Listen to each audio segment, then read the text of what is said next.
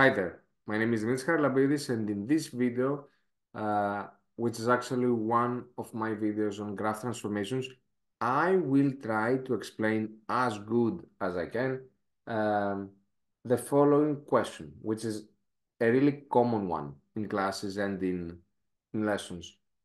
When we need to describe a series of transformations occurring on the same graph, is the order in which we do that, does the order in which we do that matter? The quick answer to that is yes, it does matter. However, if we want to be accurate, it does matter, but not always. Okay, so let's put a proper title on that. Series of transformations. Does the order of description matter? And a quick answer on that would be yes, but not always. Let's see that in full details, and let's see that through some examples. Let's assume that we have a horizontal translation with a vertical, sorry, I have kept my notes on that, with a vertical translation. So assume that we have, let's say, from f of x, we are transforming at f of x minus 1 plus 3. As stated in the example, here we can obviously recognize two things. We did recognize a horizontal translation by 1 unit to the right and a vertical translation by 3 units upwards. Let's see now if the order in which we will give that description, whether it will affect the result or not. So, assuming that we begin from f of x, and we describe first the horizontal translation of 1 unit to the right. This would have described, since it's a horizontal, it should become in the input, and since all horizontals are trolling, we have that AHAT acronym, while we are moving to the right, we should expect to see inside the brackets the x minus 1. So f of x under the horizontal translation of 1 unit to the right should switch to f of x minus 1. And then this is followed by a vertical translation of 3 units up. Also at this point, we all should realize that in a series of transformations, as we progress, each new transformation comes to be added in the most, in the latest, in the most updated version of our graph. We applied the horizontal translation first. So now we need to apply on that, on the f of x minus 1, the vertical translation, which means that to the entire output, which by now is the f of x minus 1, we should add 3. And that will take us to f of x minus 1 plus 3. Now, with a different color, let me switch the order. From f of x, I'll go first to the vertical translation of 3 units upwards. This would have created the f of x plus 3. And then that would be followed by a horizontal translation of 1 unit to the right. All horizontals, a second thing to have in mind, all horizontal transformations act like compositions. Horizontal translation of one unit to the right should mean basically go to X, to the latest, to the most updated version of your graph, and go to the X and replace it by X minus 1.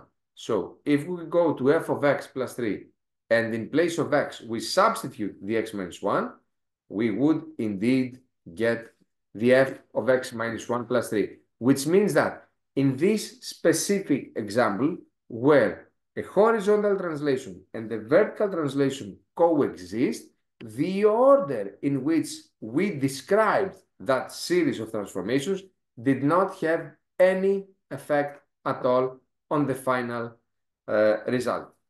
Let's see a second example. Example number 2. Horizontal translation side by side with a vertical dilation.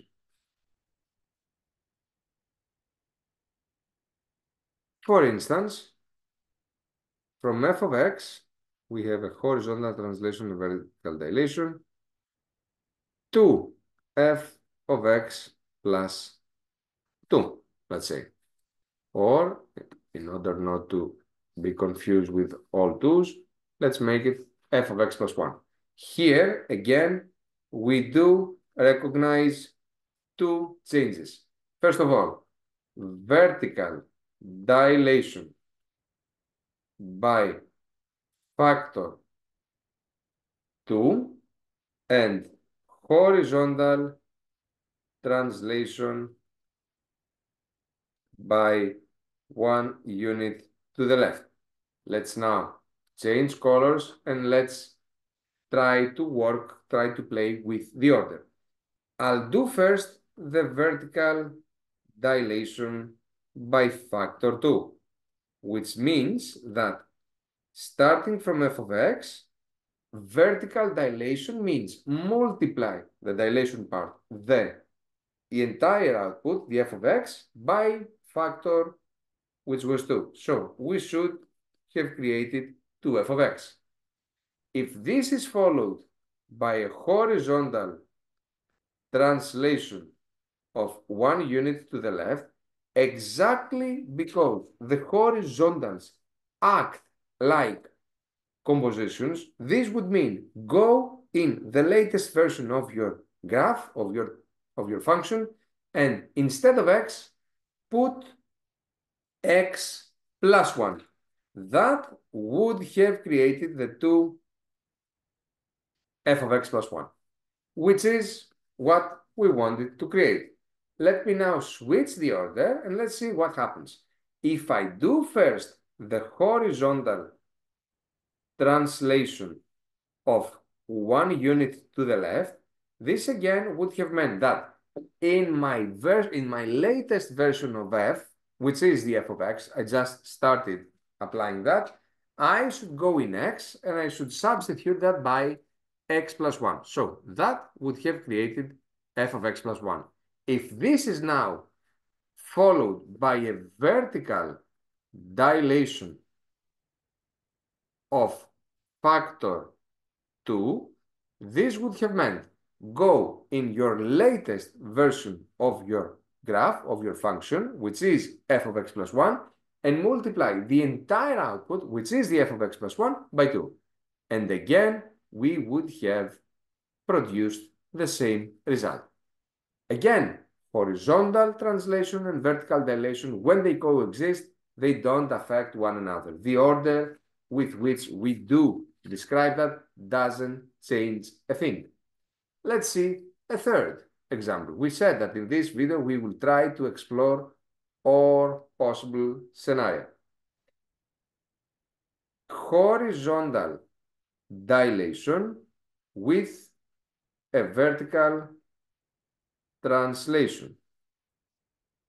For instance, from f of X, we move to f of 3x plus 1. What do we recognize here? We do recognize that we have a horizontal dilation by factor 1/3, and we also recognize a vertical translation 1 unit up. Let me take my colors and start playing.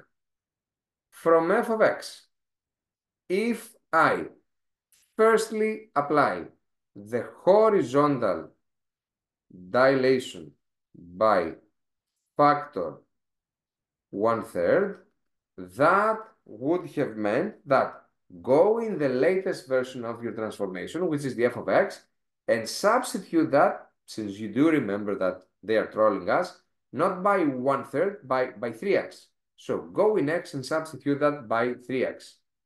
We would have created this, f of 3x. Now, on that latest version, vertical translate 1 unit upwards. So to the entire thing, to the entire f of 3x, add 1. And yes, it worked. We did create that thing. Let's switch color and switch the order as well.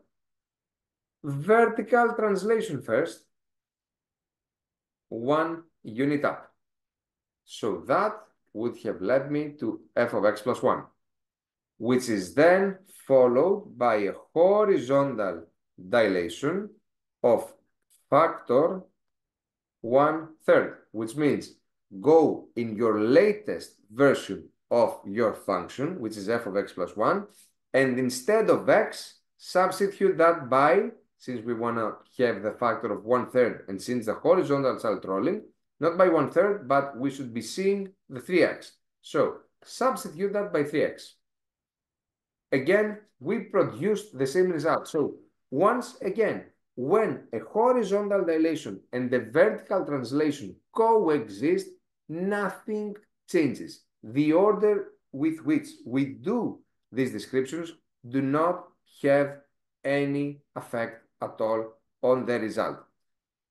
In general, because I don't want to confuse you and I want to take you directly to the extra cases, when a horizontal either translation or dilation coexists with the vertical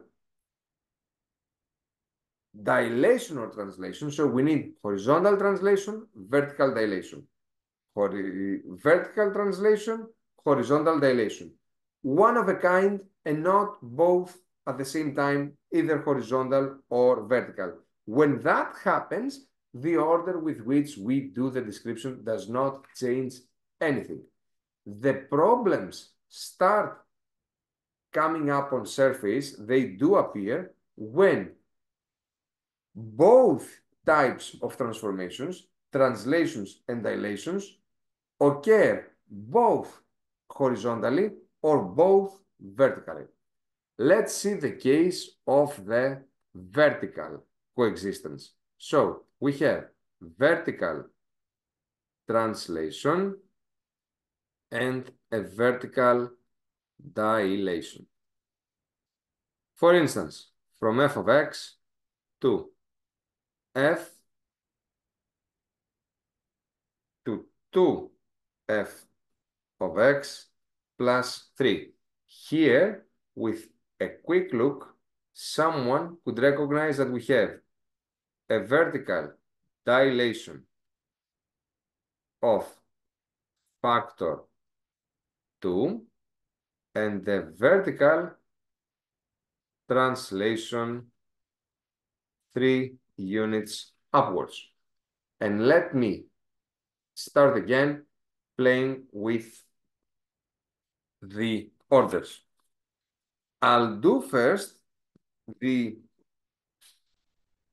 vertical dilation of factor 2. This means that starting from f of x, since I vertically dilate that, this means that I multiply the output by 2. So I would get 2f of x.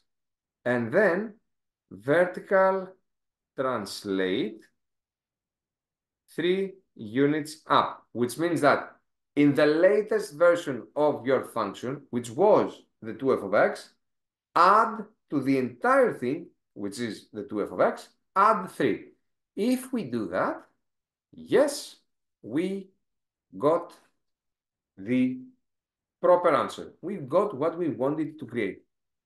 Let me now change the order. Starting from the f of x, I'll begin with the vertical translation of 3 units up. This means that to the entire thing, to the f of x, add 3. Okay, it seems that it works. But now I should apply the vertical dilation of factor 2, which means to your latest version of function, which is the f of x, to the entire thing, since it's vertical, multiply it by 2. So multiply by 2 the entire thing, f of x plus 3. This, however, creates 2f of x plus 6, which is wrong. It's not what I wanted to get. So you see that when both types, translation and dilation, when they coexisted vertically, the order did cause 2 different answers. So the order mattered. You should be careful when describing that. And let's see a final and most common extra case, which is the coexistence of a horizontal translation and a horizontal dilation. For instance, f of x heading to f of 2x plus 1. Here, one could say that, you know what, I do recognize that I have a horizontal dilation. I see the 2x, so I could describe that as a horizontal dilation, not of factor 2. I remember that there's a trolling factor here, of factor 1/2. And I also see an addition to 1. So with a quick thought, this can be seen as a horizontal translation 1 unit to the left. Let me try now to follow this order, to follow the order with which I recognize them. From f of x, if I apply the horizontal dilation of factor 1/2, indeed, that would mean that go in the x and instead of x, put 2x. So I would have created the f of 2x. If this is, however, followed by a horizontal translation of 1 unit to the left, that would have created the following instructions. Go to the x, to the latest version of your function, and instead of x, substitute it by x minus 1. But if I do that, that would have created the 2x plus 1, which, if I do some operations, it's not the one that I wanted to create. I wanted the 2x plus 1, not the 2x plus 2. So that specific order lied. It wasn't the right one. What if I had changed that? Let's see. What if I do first the horizontal translation of one unit to the left. That would mean that go in f, and instead of x, substitute that by x plus 1. So yes, this creates f of x plus 1. And now do the horizontal dilation of factor 1/2. And that means go in your latest version of function, which is the f of x plus 1, and now substitute x by 2x, which would have created what I wanted to do. So again, when the translation and the dilation coexisted horizontally, the order mattered. Let's see, finally, for this specific example, what should I have done in order to describe the dilation first? In order to be able to describe the dilation first, not that it is needed, but it is something that is often seen by many teachers and by many books, in order to allow myself to describe the dilation first, I should have considered that 2x plus 1 is the same as 2x plus 1/2. So I should have, starting from f of x, I should have created first the dilation, which would have been a horizontal dilation of factor 1/2, which is then followed by a horizontal translation of 1/2 units to the left. And that is all. It's not that easy, but at the same time, it's not that hard either. It needs definitely practice. The key points that I would suggest, always when describing a series of transformations, keep in mind that as we move on with the descriptions, every new description applies on the latest, on the most updated version of our function. And also, a second thing, remember that the horizontal changes work as compositions. They go and they change on your latest version just the x. As long as you have these in mind and as long as you're not afraid to actually try things, you'll be all fine. In case you are not, in case you have any issues, please feel free to leave me your question as a comment below the video. As always, thank you for your time.